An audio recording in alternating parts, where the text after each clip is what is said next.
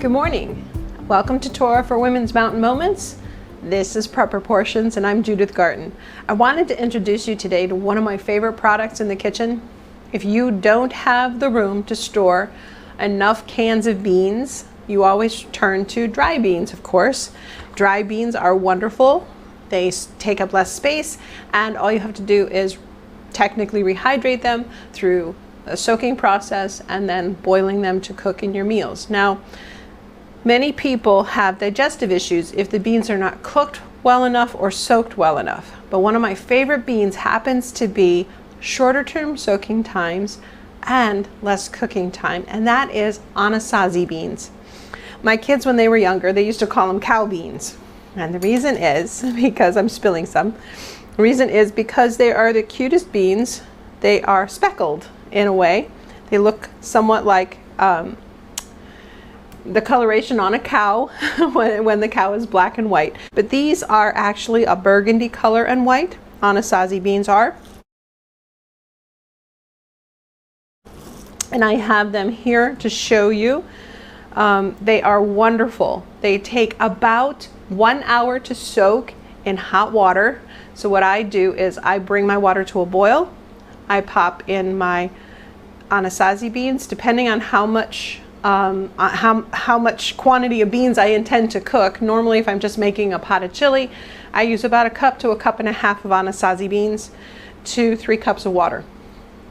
And then I just, as I drain them and rinse them later after they've cooked, I just add the beans directly to the pot and they cook along with the chili. And it's really wonderful.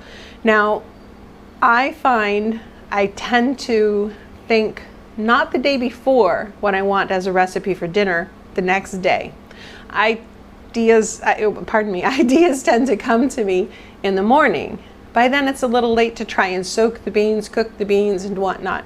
It can take up to 12 or 14 hours for us up here on the mountaintop to cook just a couple cups of beans. Now, another idea that does help is when you remember to soak those long-term beans, you can do a large quantity, soak them, cook them, and then package them in Ziploc bags or plastic containers and store them in the freezer for use, which is helpful also.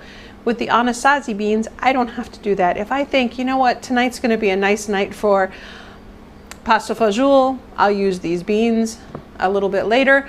Or if I think tonight's a nice night for a big pot of chili, I don't have to worry about whether or not I've got beans on hand or ready to go. I can take my Anasazi beans. I will take 1 cup of beans, 3 cups of water, boil the water in the pot. That's the first thing you do. Boil the water in the pot. Now, while the water is coming to a boil, rinse your beans, get all the packaging, dirt, dust, whatever, off of them. When the water boils, dump the beans in, stir them gently, make sure that every bean is loosened around and nothing is stuck to the bottom of your pot. Then allow them to boil. I usually allow them to boil just for maybe 1 to 5 minutes. I put the lid on the pan, turn off the burner, and allow them to sit for an hour.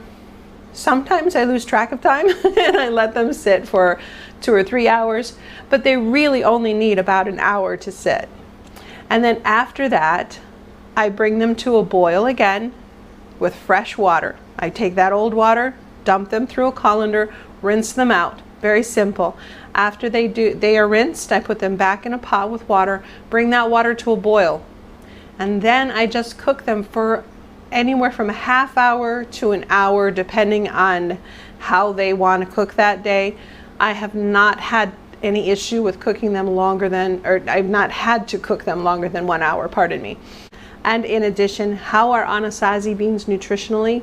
Well, for 1/2 cup dry, you're going to get a whopping 20 grams of protein, 18 grams of fiber, 54 grams of carb, but it balances out very nicely with the amount of fiber and protein, and only 1 gram of fat. They make a wonderful addition to your food storage protein source. They also have 100 milligrams of calcium and 460 milligrams of potassium. Now, I will remind you, also 5 milligrams of iron. That's another great one. And I will remind you that is only for 1/2 cup dry serving. Now, 1/2 cup dry will multiply in the water to about a cup, maybe a little more than a cup. That's a little bit much for me to eat in one sitting of beans. That would fill me up dramatically. But that gives you a good perspective for your food storage as to how much protein and nutrients you will be getting from that. And when you add the Anasazi beans to other wonderful items that you have in your food storage, like tomato sauce to make a chili, and you've got your meat in there, your vegetables in there with your onions, your garlic, your peppers. Those are wonderful combinations of foods to put together to give your body a whole meal. So if you can get your hands on Anasazi beans for your food storage, they are fantastic. Now you'll notice I have mine stored in an old juice jug. These I stored in here because I want easy, quick access to these. Now, if I'm going to store long term, I will use my food saver and use plastic bags, store them long term in the plastic bags, and take the bags and store them into an old food storage bucket with a tight lid, or I can also seal them in glass canning jars, and we will be demonstrating that later on down the line as well, because I have other beans to seal and some oats to seal up. So thank you for joining us today on Torah for Women's Mountain Moments, Prepper Portions. Shalom.